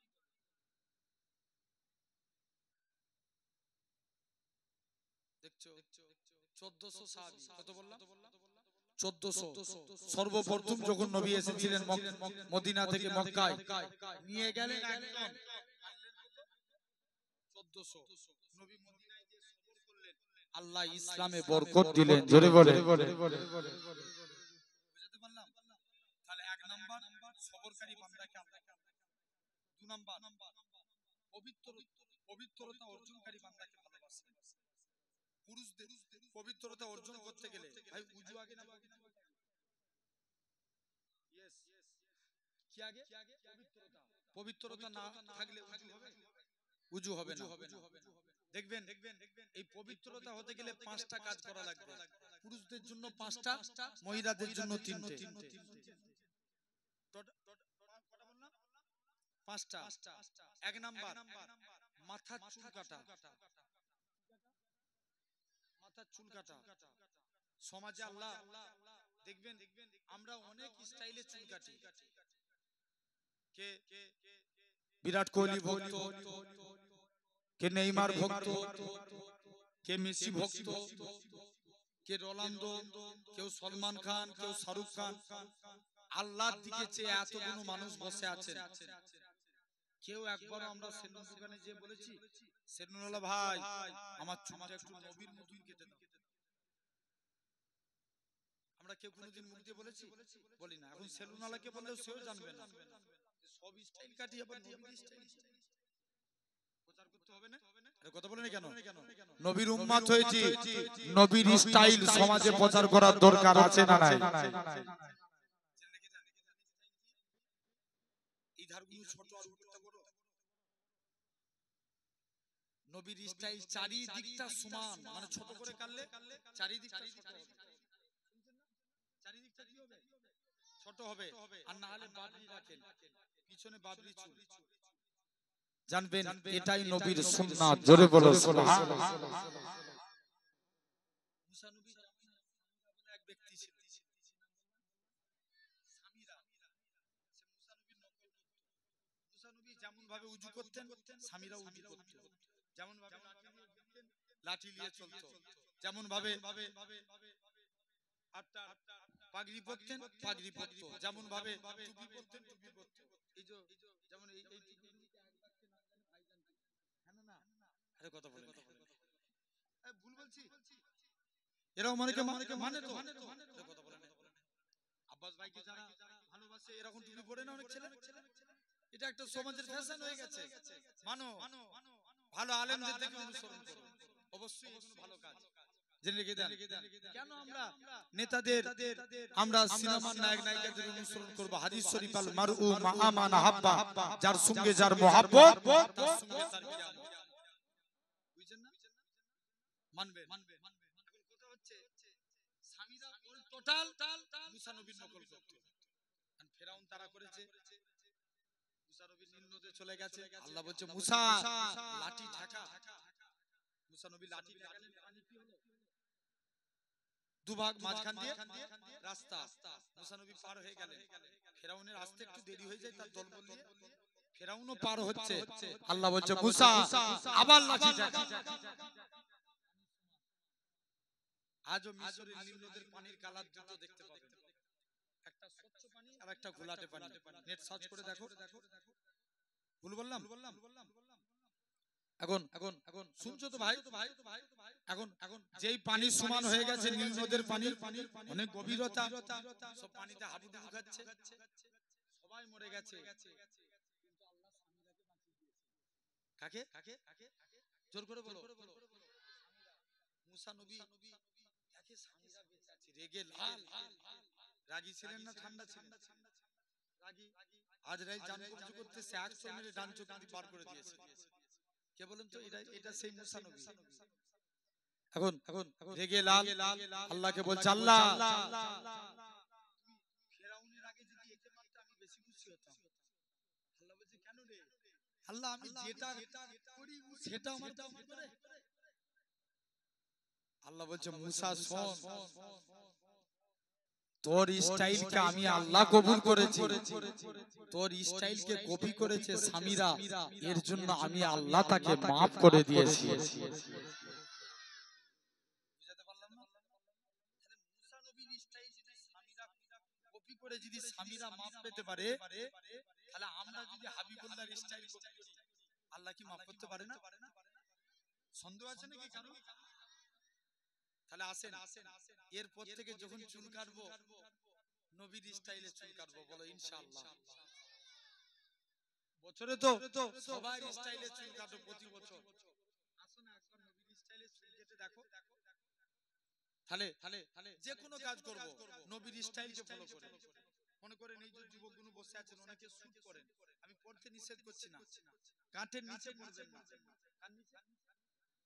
গাঁটের নিচে বললাম, মানা করলাম, গাঁটের নিচে পড়বেন না। যখনই শুট করবেন গাঁটের উপরে, কিন্তু শুট করবেন আগে ডান পা দিবেন। পা যখন গলাবেন কোন পা? ডান পা। জামা পরবেন ডান হাত, পায়জামা পরবেন ডান পা, কাউকে কিছু দিবেন ডান হাত, কারু কাইতে কিছু নিবেন ডান হাত। এই ডান ডান ডান, কিয়ামতের দিন আল্লাহ বলবে তোরা যারা ডানপন্থী আছিস এগিয়ে আয়। একবার দরুদ পড়ো তো আল্লাহুম্মা ভালো। ওয়ালাইকুম আসসালাম। যে বলে না আমি এখন একটু জলসা করছি, কারণ সে পানি হচ্ছিল তো একটু লেটে বসা হয়েছে, পানির জন্য তো জলসা একটু মানে দেরি করে শুরু হয়েছে। একটু টানতে বলো বক্তাকে, আর লোকেশনটা হোয়াটসঅ্যাপে পাঠিয়ে দাও, 12টার সময় ঢুকবো।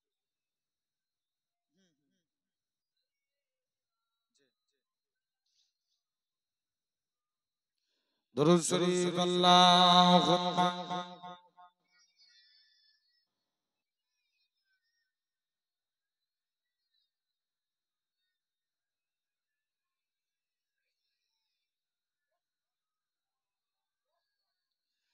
জাগানা জুড়ে মুহাম্মদ কা নিশানা ঠেকের जाता है। জোরে বলো না, হাত উঠিয়ে সুবহানাল্লাহ হবে, জোরে বলো। সবাই মিলে তুলছে তো দেখবে কে তুলছে না, সাইডে মানুষ, আরো জোরে বলো সুবহানাল্লাহ। জাগানা জুড়ে মুহাম্মদ কা নিশানা ঠেকের जाता है। জাগানা জুড়ে मुहम्मद का निशाना ठहर जाता है। तो फिर चलता हुआ एकदम जमाना ठगेर जाता है, तो फिर चलता हुआ एकदम जमाना ठगेर जाता है। कसम खा के मैं कहता हूँ के गारे सूरा पर जाकर, कसम खा के मैं कहता हूँ के गारे सूरा पर जाकर, जमाने पर किया रोका याराना ठगेर जाता है। जहाँ न जुरे मोहम्मद का निशाना ठगेर जाता है, जहाँ हक को बचाना है, जहाँ बातिल मिटाना है। आवाज দিয়ে বলো না, হককে জিন্দার পক্ষে প্রয়োজন পড়ে যদি জীবন দিতে হয় রাজি আছি তো? নারে তাকবীর। जहाँ हो को बचाना है, जहाँ बातिल मिटाना है, जहाँ हो को बचाना है, जहाँ बातिल मिटाना है, वहाँ मेरे मुहम्मद का, वहाँ मेरे मुहम्मद का दीवाना ठगेर जाता है। जहाँ नजरे मुहम्मद का निशाना ठगेर जाता है। अल्लाहुम्मा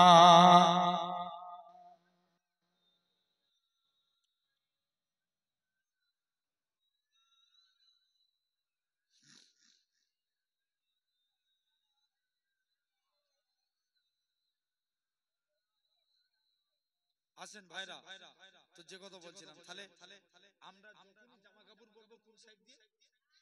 ডান সাইড দিয়ে। এটা নবীর সুন্নাত, জানবেন। তাহলে আমরা এক নাম্বার, আমার আলোচনা এদিকে নয়, 2 নাম্বার মুখ ছোট করা, দাড়ি বড় করা।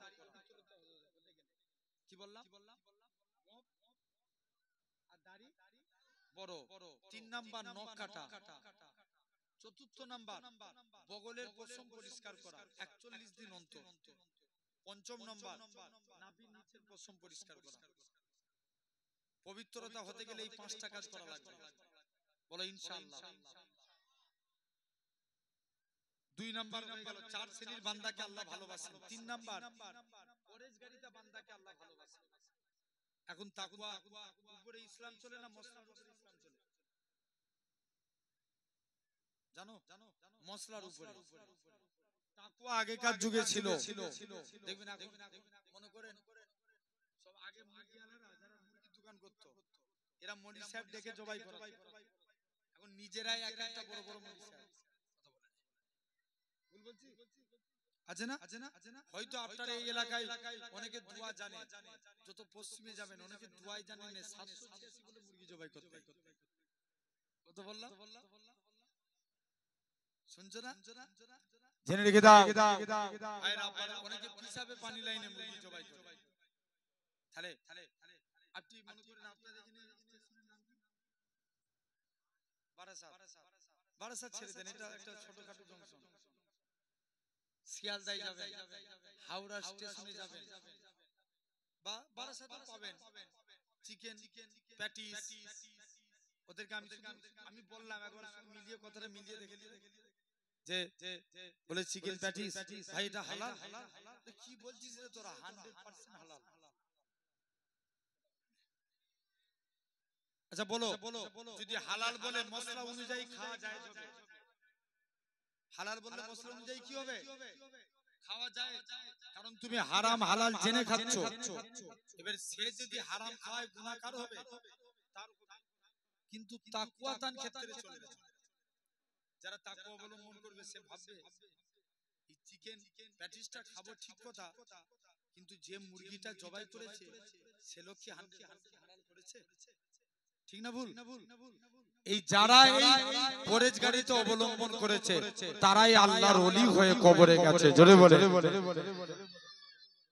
দাদা হুজুরের একজন খলিফা শুয়ে আছে, নাম হাফেজ জামালউদ্দিন রাহমাতুল্লাহ আলাইহি। রাস্তা দিয়ে ইপার উপার হতে গেলেন, অ্যাক্সিডেন্টে ইন্তেকাল করে গেলেন। ভারতের নিয়ম, অ্যাক্সিডেন্ট হলে কি হবে? জোর করে বলো না, পোস্টমর্টম হবে। হুজুরের লাশকে পোস্টমর্টম খানায় নিয়ে চলে গেলেন। হুজুরের ভক্ত মুরিদ মুহিব্বিনেরা হুজুরের লাশকে পোস্টমর্টম খানায় যেতে দিলেন না। মুসলমান ঘরের ছেলে মেয়েরা, তরুণেরা, এই খিলগাপুরে মানুষের আল্লাহ পাকের ওলি হযরত হাফেজ জামালউদ্দিন রাহমাতুল্লাহ আলাইহি মুরিদ মুতাকিদিনেরা কেঁদে কেঁদে বলেছিল, এ সরকারি প্রশাসনের তোমরা আমাদের পীরের লাশটাকে পোস্টমর্টম খানায় নিয়ে যেও না, ওহিনাখানায় নিয়ে যেও না। আল্লাহর ওলির লাশটাকে দাঁড়িপাল্লা ওজন করো, দাঁড়িপাল্লার একদিকে আল্লাহর ওলির লাশটাকে রেখে দাও, আর একদিকে পাল্লায় আমরা মুরিদেরা টাকা দিয়ে হুজুরের লাশের থেকেও বেশি টাকা দিয়ে খানা বাড়ি করে দেব। তথাপিও হুজুরের লাশটাকে পোস্টমর্টম খানায় নিয়ে যেও না। আল্লাহর ওলির লাশটাকে পোস্টমর্টম খানায় নিয়ে চলে গেলেন।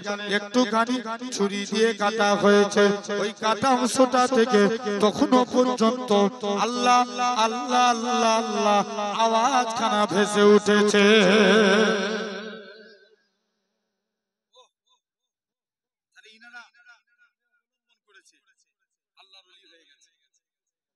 আমার এইসব ভাই বোনেরা তোমরা গিয়েছিলে না দরবারে?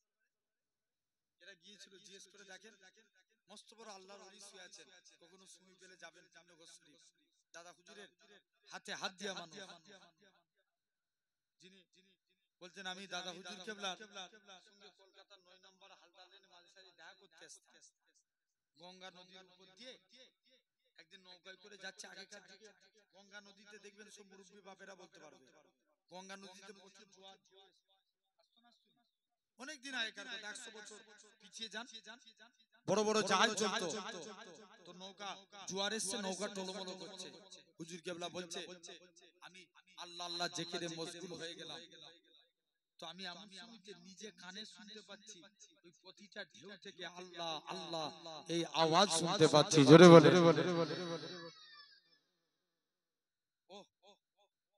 তাহলে ইনারা ফরেজগারিতে অবলম্বন করেছে কেমন? আমি হুজুর কেবলাকে 2013 সালে 115 থেকে 118 বছর হায়াতে ছিলেন। হুজুর কেবলা যখন ইস্তেঞ্জা করতেন, ইস্তেঞ্জা করার পরই 3টা মাটির ঢিলা নিয়ে 41 পা হাঁটা চলা করতেন। দেখবেন অনেকে ইস্তেঞ্জা করে উঠি একটু বা দুটো পা প্রস্রাব জমিতে পড়ে যায় না, অনেকের এই প্রবলেম হয়তো। আরে কথা বলেন, হয় না? হয়। আধুনিক মশলাই বলা হচ্ছে যে তোমরা তুলো ইউজ করবে যাদের এরকম সমস্যা, কিন্তু কুলুক ব্যবহার কি 3টা মাটির ঢিলা নিয়ে 41 পা হাঁটা চলা করতেন। অবশিষ্ট প্রস্রাবের অংশ ওই মাটির ঢিলার মধ্যে পড়ে যেত। এটাকে বলা হয় তাকওয়া। তারা করতেন, বা আগেকার যুগের অনেক মানুষও করতেন দেখবেন, কিন্তু এখন তাকওয়া উঠে গেছে, মশলাই ইসলাম চলছে। জেনে রেখে দাও ভাইরা আব্বারা তরুণেরা, এটা হলো 3 নাম্বার। আর 4র্থ নাম্বার, আল্লাহ ভালোবাসেন তওবা।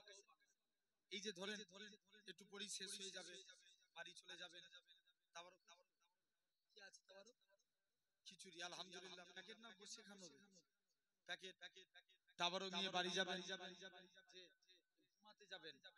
ভাইয়ের মতো করে বলছি, অন্তত দেখেন, বিশ্বাস করেন আপনারা ভালোবাসেন, এই কমিটির ছেলেগুলো অনেক ভালোবাসে।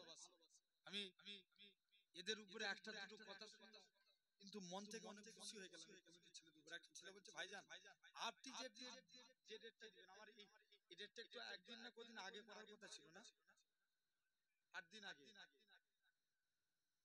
আমার একটু আনফরচুনেটলি একটু সমস্যা হয়ে গেছিল, তো যার কারণে আমি এই ডেটটা একটু চেঞ্জ করে, তো জেনে রেখে দেন। তো আমি কিন্তু বিশ্বাস করে নিয়ে আজকে আপনাদের সামনে কথাটা বলে ফেললাম। দেখবেন অনেক টাইমে বলে না যে হুজুর দোয়া করবে, আচ্ছা দেখবেন দোয়া কি চাইতে হয়? কথা বলে না। দোয়া মন থেকে বেরোয়। জেনে রেখে যান ভাইরা আব্বারা, তারপরেও বলছি আর বেশি বললাম না, এই কমিটি ছেলে অনেক ভালো আলহামদুলিল্লাহ। এরা বিশেষ করে, আর তারপরেও যে আপনারা এত এই ঝড় পানির মধ্যেও এত মানুষ হবেন আমি এটাও কল্পনাই করতে পারিনি, কিন্তু এটা খিলকাপুর বলে সম্ভব।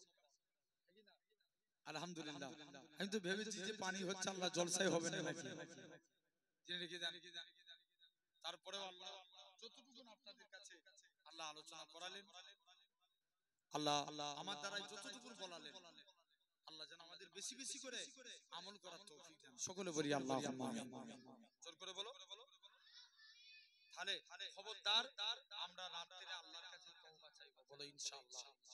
জোর করে বলো ইনশাআল্লাহ। আল্লাহ কবুল করেন। তবে আবারও বিদায়ের আগে বলে যাই, ইসলামের কিন্তু বড় দুর্দিন এসে গেছে, বুঝছেন না? ইসলামের অনেক দুর্দিন এসে গেছে। আগামী দিনে দেখতে পাবো। হ্যালো, দরুদ শরীফ আল্লাহুম্মা।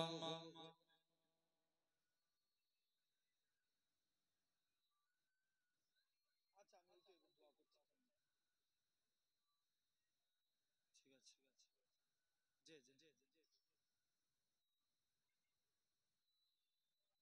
আল্লাহ আমাদের সকলকে কবুল করেন। জেনে রেখে দেন, তথাপিও আমরা আল্লাহর কাছে ইস্তেগফার করব। আমরা শরীয়তের যেন আল্লাহ সবাই যারা মুরব্বি বাপগুলো নামাজ পড়ে আল্লাহর কাছে দোয়া চায়, আল্লাহ তুমি ইসলামকে হেফাজত করো। 5 ওয়াক্ত নামাজে ইমামদেরও উচিত আল্লাহর কাছে দোয়া চাওয়া। যখনই মোনাজাত করবেন নামাজের পার্টিতে আল্লাহর কাছে দোয়া চাইবেন। আল্লাহ হয়তো ইমামদের সব এলাকার ইমামরা যদি দোয়া চাই ভাবে, দেখবেন ইনশাআল্লাহ আবার একদিন আমাদের দিন ফিরে যাবে। জোরে বলে। তবে ভয় কাউকে খাবেন না, খাবেন চোখে চোখ রেখে কথা বলার নাম। তুমি কেন ভয় খাবে? তুমি ভুলে গেছো যুবক, তুমি ওমরের উত্তরসূরি। জোরে বলবে না। তুমি কাকে ভয় খাবে? তুমি সালাউদ্দিন আইয়ুবীর উত্তরসূরি। তুমি কাকে ভয় করবে? তুমি ওমর বিন আব্দুল আজিজের উত্তরসূরি। জোরে বলে। ভয় তুমি কাউকে খাবে না। মুসলমান ভয় করে কাকে? আওয়াজ দিয়ে বলো আল্লাহকে। তাহলে আমরা ভয় করব আল্লাহকে। আল্লাহ আমাদের সকলকে কবুল করে নেন।